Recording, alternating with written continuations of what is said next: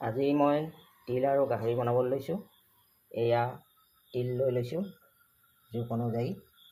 তাৰপিছতে 3টা পিঁয়াজ লৈছোঁ, আদা লৈছোঁ, নহৰু লৈছোঁ, লগতে এটা বিলাহী লৈছোঁ আৰু এয়া গাহৰি মাংস লৈছোঁ আৰু কেঁচা জলকীয়া লৈছোঁ।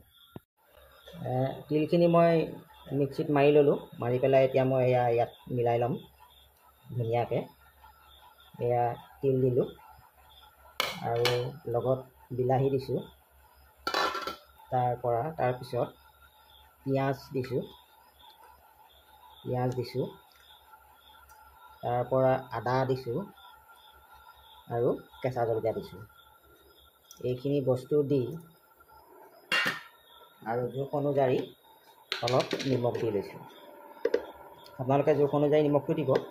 আজি এইটো বইল গাহৰি মাংস বনাইছোঁ তিলৰ লগত, বইল গাহৰি। এতিয়া এইখিনি মই সংমিশ্ৰণ কৰি ল'ম ধুনীয়াকৈ।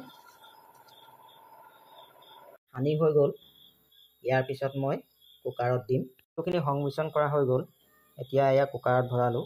কুকাৰত ভৰোৱাৰ পিছত ইয়াক 4-5টা চিটি মৰাই দিম। আৰু আপোনালোকে এটা কাম কৰিব, ইয়াত কিন্তু পানী অকণো নিমিলাব। যদি পানী মিলাই খাবলৈ বেয়া হ'ব। ফাইনেলি আমাৰ এয়া তিল গাহৰি হৈ গ'ল। এয়া চাওকচোন কি ধুনীয়া ৰং আহিছে। আপোনালোকেও বনাই খাবচোন আৰু জনাব কেনেকুৱা লাগে। ধন্যবাদ।